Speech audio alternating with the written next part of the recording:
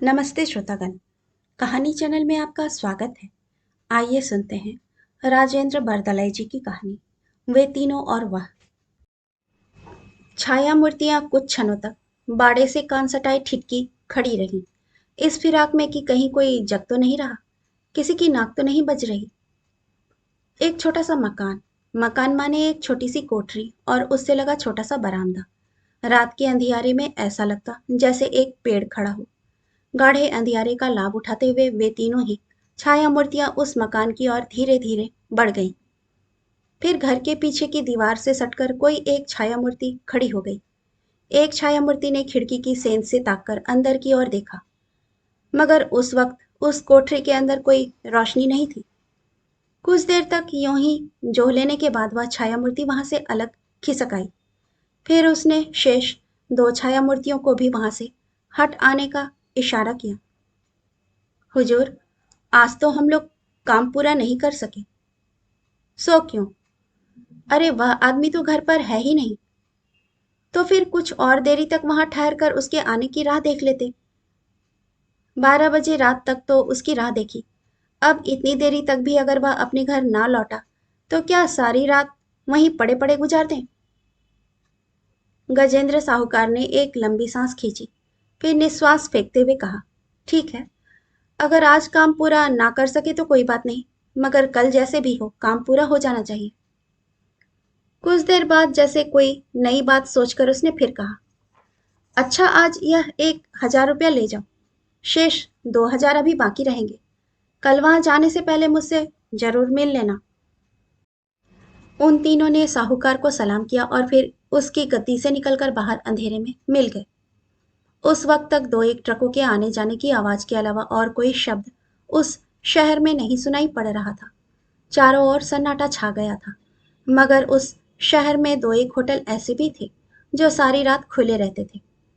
उनमें से चाहे किसी में भी चले जाओ, अपनी मर्जी के मुताबिक भात, मछली, मांस, जो कुछ जितना चाहो खा सकते हो, जितनी चाहो शराब पी सकते हो।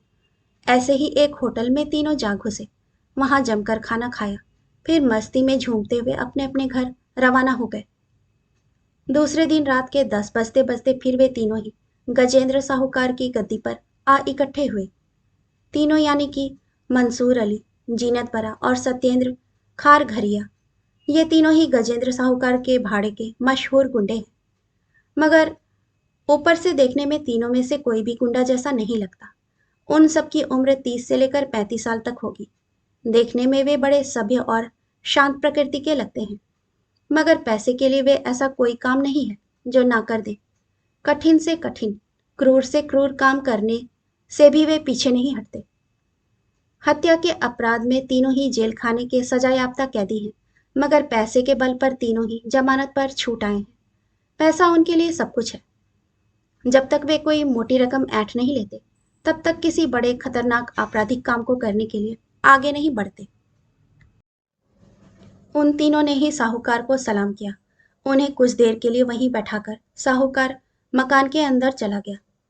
थोड़ी देर बाद जब वह अंदर से बाहर आया तो उसके हाथों में बंदूक थी। उसने उन तीनों से ही पूछा, तुम लोग बंदूक चला सकते हो ना? मंसूर अली और जीनत बरा दोनों जैसे साथ ही साथ बोल पड़े, जी हाँ हुजूर, खूब अच्छी तरह चला सकते हैं। तब तो बहुत अच्छी बात है।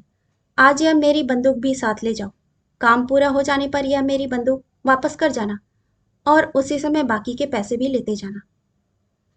उन सबों ने साहूकार की बात मान ली और साहूकार के मकान से निकलकर काम करने के निर्दिष्ट स्थान के लिए रवाना हो गए। जन नेता हजारिका के मकान की चौहद्दी में वे तीनों जा घुसे। हजारिका का पूरा नाम अकन हजारिका है, मगर केवल अकन कहने से उस पूरे शहर में उन्हें कोई नहीं पहचानेगा। मंसूर, जीनत और सत्येंद्र, ये तीनों भी नेता हजारिका का नाम जानते हैं, मगर उन्हें प्रत्यक्ष रूप से कभी आमने सामने नहीं देखा है, अतः नाम और व्यक्ति को एकत्र कर पहचान नहीं सकते। साहूकार ने जैसे जैसे समझाकर वर्णन किया था, उसी के अनुसार वे उस मकान के पास तक गए। साहूकार ने यह भी समझा दिया था कि उस मकान में नेता हजारिका के अलावा और कोई आदमी नहीं रहता, अतः भले ही उन सबों ने नेता हजारिका को पहले नहीं देखा हो, फिर भी उस मकान में पहुंचकर उसे पहचानने में कोई कठिनाई नहीं होगी। नेता हजारिका एक जनसभा में भाग लेने के बाद बस अभी थोड़ी देर पहले ही अपने घर लौटे थे। अभी कपड़े बदलकर हाथ मुंह धोकर तैयार हो रहे थे, सवेरे सवेरे बनाकर रखे गए भोजन को खाने के लिए।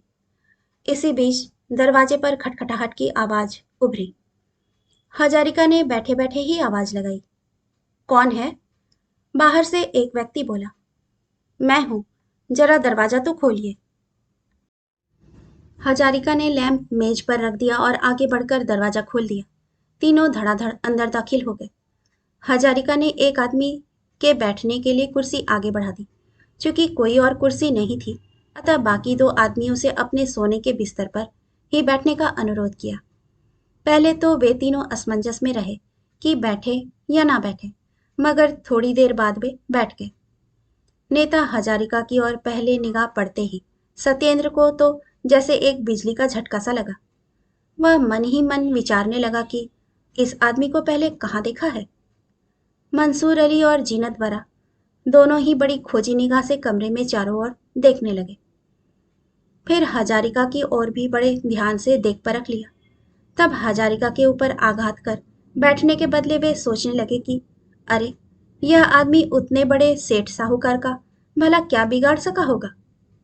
साहूकार ने हजारिका के भयानक रूप के बारे में जो ढेर सारा वर्णन किया था, उसका चौथाई हिस्सा भी तो यहाँ नजर नहीं आ रहा था।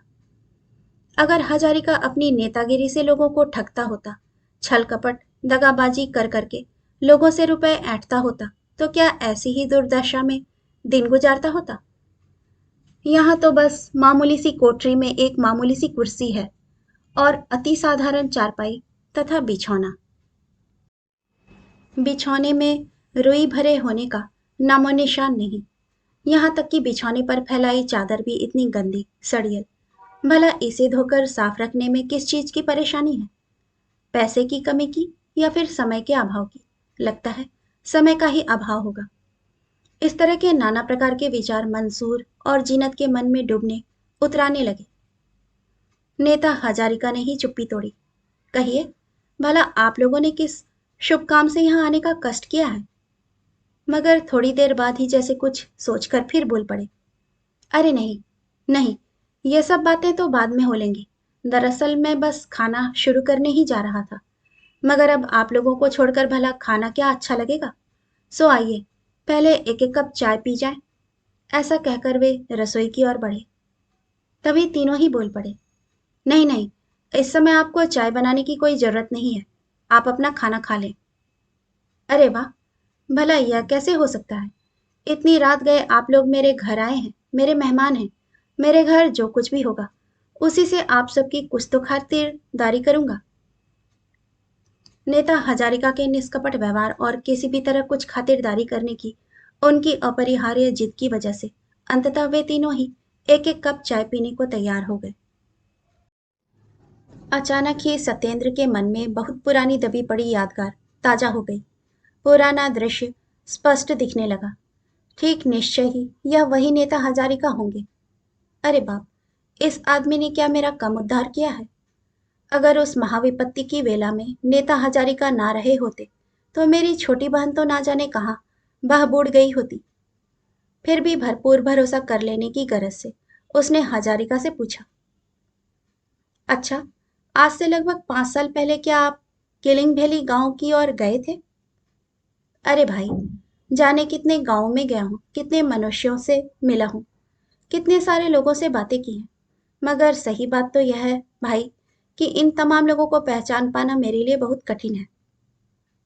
ठीक है, जरा याद करने की कोशिश तो करें कि किलिंग वैली गांव की एक अनाथ लड़की, जिसके माँ बाप नहीं थे, के लिए डॉक्टर बुलाकर उसकी चिकित्सा करवाई थी, उसके प्राण बचाए थे। इतना सुनकर हजारिका महोदय कुछ समय के लिए मानो स्मृतियों में खो गए। फिर जैसे सब याद आ गया हो तो बोले, ओह, ठहरो, याद आया। एक लड़की को डॉक्टर बुलाकर दवा वगैरह दिलवाई तो थी, मगर उसका एक बड़ा भाई तो था। मगर क्या करता बेचारा। उन सब की हालत इतनी खस्ता थी, खाने तक के मोहताज। फिर भला उस लड़की के लिए डॉक्टर बुलवाकर चिकित्सा करवा पाने की शक्ति ही उनमें कहाँ थी। मगर रुपए पैसे के बिना कोई बीमार भला कैसे ठीक रह सकता है? अतः भाई, मुझ में जितनी शक्ति सामर्थ्य थी उसी के अनुसार उसके दवा दर्पण की व्यवस्था की थी। मगर अब बाद में उसका क्या हाल हुआ कुछ पता नहीं। उसकी बात सुनकर सत्येंद्र बड़ी दुविधा में पड़ गया। आगे कुछ बताए कि ना बताए, महा मुश्किल। फिर अचानक ही मन में उपजी एक बुद्धि के अनुसार बड़ी चतुरता से बोला, उसका माने उस लड़की का तो मेरे गांव के पास के ही एक गांव के लड़के से विवाह हो गया है। अरे वाह, विवाह हो गया है, बड़ी अच्छी खबर सुनाई भाई, बड़ी खुशी की बात। उसकी खुशहाली की जैसे ही खबर मेरे कानों में पहुंची, तुरंत मेरा मन परम आनंदित हो उठा। सत्येंद्र का सिर जोरों से चकराने लगा। ऐसा लगने लगा जैसे फट पड़ेगा। अब तो नेता हजारिका के सामने क्षण भर बैठ पाना भी उसे दोभर लगने लगा। व्याकुल हो उसने अपने दोनों साथियों को खोद कर कहा, काफी रात हो गई, कहो तो मैं चलूं? मंसूर अली ने सत्येंद्र की ओर बड़ी तीखी चुपती नजरों से देखा। इस प्रकार से देखने का अर्थ सत्येंद्र ने ना समझा हो, ऐसी भी बात नहीं। जिस काम के लिए आए हैं उसे पूरा किए बगैर जाना संभव नहीं हो सकेगा। यह बात संकेत से साफ साफ बता दी गई है। मगर सत्येंद्र ने मन ही मन यह दृढ़ संकल्प कर लिया है कि वह अब किसी भी हालत में नेता हजारिका के ऊपर हाथ नहीं उठाएगा। मंसूर अली अभी भी सत्येंद्र की ओर चुपती निगाहों से देख रहा था। यद्यपि जिस काम को करने के लिए शुरू शुरू में बड़ी दृढ़ता से यहाँ आया था, नेता हजारिका को देखने के बाद और फिर उनसे बातचीत कर लेने के बाद मंसूर अली के मन में भी एक प्रकार का संघर्ष चालू हो गया था कि आगे अब क्या करना ठीक होगा, क्या नहीं। इसी ऊहापोह में उसने जीनत के मन की बात का भी अंदाजा लगा लेने के उद्देश्य से उससे पूछा, कहो बरा, क्या करना चाहिए? अरे छोड़ो, काफी रात बीत गई है, अब तो चलना ही ठीक है। इस बीच हजारिका जी उन तीनों की बातें बड़े गौर से सुनगुन रहे थे। तब तक रात के लगभग 12 बजने को हो आए थे। हजारिका जी ने कुछ समझकर तीनों से कहा, अरे भाइयों, रात बहुत हो चुकी है, यदि बुरा ना माने तो कृपया यहाँ सो रहें। मेरा यह बिछौना काफी चौड़ा है, जगह बनाकर आप तीनों आदमी उस पर सो सकेंगे। मैं यहाँ फर्श पर दरी बिछाकर मजे से सो रहूंगा। हजारिका की यह बात सुनकर तीनों ही परस्पर एक दूसरे का मुंह निहारने लगे। तीनों की ही सवालिया निगाहें मानो पूछ रही हैं, अरे यह आदमी है कि महापुरुष? मंसूर अली ने कहा, नहीं नहीं, आप हम लोगों के लिए कोई फिक्र ना करें, वैसे ही हमने आपको काफी कष्ट दिया है। अरे अरे, भला इसमें क्या कष्ट है? मेरी जिंदगी का आधा सफर तो पार हो चला। इस लंबे सफर में जाने कैसे कैसे कितने दुख झेले, कितने सारे लोगों की बातें सुनी और जाने कितनी बदनामी भी पाई। मगर भाई, मूल बात यह है कि यह सब जो कुछ भी किया है अपने लिए नहीं किया, बल्कि आप लोगों के लिए ही किया है। अच्छा अवसर पाकर मंसूर अली बोल पड़ा, हमने सुना है कि आपने बहुत सारा पैसा इकट्ठा किया है। गरीब दुखी मजदूरों को ठग कर, उनका कोई काम कर देने का लालच देकर, उनसे ऐंठ कर खूब धन जमा कर लिया है। मंसूर की बातें सुनते ही हजारिका खिलखिलाकर हंस पड़े। कौन लोग कहते हैं ऐसा? यह भी खूब रही। अरे भाई, मैं रुपया पैसा आखिर क्यों और किसके लिए इकट्ठा करूंगा? जानते ही हो, मेरे कोई बेटा बेटी औरत वगैरह तो है ही नहीं, और तो और मेरे तो कोई भाई भतीजा भी नहीं है। मेरे माँ बाप भी बहुत बचपन में ही मुझे अनाथ छोड़कर चल बसे, फिर किसके लिए इकट्ठा करूंगा मैं रुपया? मंसूर, जीनत और सत्येंद्र तो सकते में पड़ गए। वे अपने अपने जीवन की तुलना मन ही मन हजारिका के जीवन से करने लगे। हजारिका की हर एक बात उनके दिल के भीतर तक पहुंच गई। उनमें से कोई भी अब किसी के पास नहीं है। हजारिका के पास भी कुछ नहीं है, फिर भी हजारिका ने जनता की सेवा करने का व्रत लिया है, जबकि केवल अपने पेट की आग शांत करने के लिए वे तीनों लूटपाट, चोरी चकारी, खून हत्या, तीनों ही चिंता के अतल तल में कहीं डूब गए। अनजाने ही उनके सिर हजारिका के आगे झुक गए। हजारिका ने ही चुप्पी तोड़ी। अरे, आप लोग ऐसे क्यों चुप्पी साध गए? क्या सोचने विचारने लगे? रात बहुत हो चुकी है, अब चुपचाप सो जाना ही ठीक है। लीजिए, मैं अभी बिछौना ठीक किए देता हूँ। तीनों ही घबरा कर बोले, नहीं नहीं, हम लोग सब जाएंगे, यहाँ हम सो नहीं सकते। ठीक है, मैं आप लोगों की मर्जी के खिलाफ जबरदस्ती तो यहाँ रोक नहीं सकता। फिर कुछ गंभीर होकर उन्होंने विनय की। मगर आप लोगों ने इतनी रात गए मेरे यहाँ आने का क्यों कष्ट किया? यह तो अभी तक बतलाया ही नहीं। मंसूर अब कुछ और गंभीर बन गया। उसने गुस्सैल सुर में कहा, तो सुनिए, हम यहाँ आए हैं आपकी हत्या करने। हत्या? और मेरी? हजारिका एक बार फिर अट्टहास कर हंस पड़े। उनकी इस हंसी पर मंसूर ही नहीं, तीनों सकते में आ गए। उन्हें आश्चर्य भी हुआ और वे कुछ घबरा भी गए। मेरी हत्या करने में फिर क्या कठिनाई है? यह तो बहुत आसान है। देख ही रहे हैं, यहाँ तो मैं अकेला हूँ, सो भी निहत्था, और आप लोग 3 आदमी हैं, पूरी तरह शस्त्र सज्जित भी। फिर देर क्यों? कीजिए, कीजिए मेरी हत्या। इसके लिए इतनी देर तक इंतजार करने की क्या जरूरत थी? इस आधी रात में यदि तुम लोग मेरी हत्या कर चले जाओ, तो इस सुनसान इलाके में कोई कुछ पता भी नहीं पा सकेगा। कर जाओ हत्या। तीनों ही थिर होकर हजारिका के मुंह की ओर एकटक देखने लगे। मगर एक बात और, लगता है आप लोग खुद मेरी हत्या करने नहीं आए हैं। इसके लिए आप लोगों को आखिर किसने भेजा है? गजेंद्र साहूकार ने। गजेंद्र का नाम सुनते ही हजारिका को सब कुछ स्पष्ट हो गया कि किस कारण से उसने हत्या करने को भेजा होगा। थोड़ी देर वे चुप शांत बने रहे, फिर बोले, ठीक है, मैं सब समझ गया। पेट की खातिर ही आदमी जीता है, और मैं समझता हूं कि इस पेट के लिए ही आप लोगों ने साहूकार से रुपए लिए होंगे। मगर शायद आप लोग यह नहीं जानते होंगे कि यह गजेंद्र सेठ ना जाने कितने दुखी दरिद्र किसानों और मजदूरों के पेट पर लात मारकर उनकी रोजी रोटी बंद किए दे रहा है। फिर आगे हजारिका ही आगे कहने लगे, यह गजेंद्र साहूकार एक बहुत ही मशहूर धनाढ्य है। यह बात बताने की कोई जरूरत ही नहीं। मगर वह इतना बड़ा धनी कैसे हो गया? यह बात चाहे और सभी लोग जाने या ना जाने, मैं जरूर अच्छी तरह जानता हूँ। कारण यह कि वह मेरा एक समय का पुराना दोस्त रहा है। हमारा अलगाव भी बस इसी बात पर हुआ कि वह जब जब जिस किसी की भी संपत्ति को हड़पने का विचार करता, मैं उसे मना करता, बाधा देता। क्योंकि उसने जो भी संपत्ति हड़पी है या हड़पने की फिराक में है, वह सबकी सब बेचारे निहायत गरीब लोगों की संपत्ति है। अब मैंने इन दुखी दरिद्र लोगों की रक्षा करने, उनका हक उन्हें दिलाने का अभियान छेड़ा है, तथा गरीबों के दुश्मनों का घोर विरोध कर रहा हूँ, जिसका नतीजा यह मिला कि आज आप लोग मेरी हत्या करने आए हैं। सत्येंद्र ने अपने दोनों साथियों से कहा, अच्छा तो मैं चलता हूँ। मंसूर और जीनत भी चट उठकर खड़े हो गए और नेता हजारिका से बोले, ठीक है, अभी तो हम लोग जा रहे हैं, बाद में फिर मुलाकात होगी। इस तरह तीनों ही बाहर निकलकर सड़क पर चल पड़े।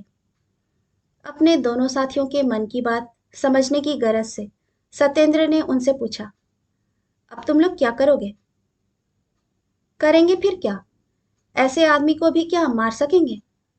हम लोग क्या कोई अंधे हैं? भला कहो तो, ऐसे नेता हजारिका की हत्या करने हम आ गए थे?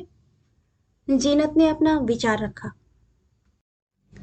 कुछ कुछ रंज मानते हुए मंसूर ने भी कहा, तो तुम लोग क्या समझते हो कि मैं किसी से डरता हूँ? क्या मैं साहूकार के सामने कुछ नहीं कह पाऊंगा? अरे, मैं तो गजेंद्र के रुपए उसके मुंह पर दे मारूंगा और उसे खबरदार करते हुए कहूंगा कि आगे फिर कभी ऐसे महापुरुष को मारने के लिए रुपए देने की हिम्मत भी न करे।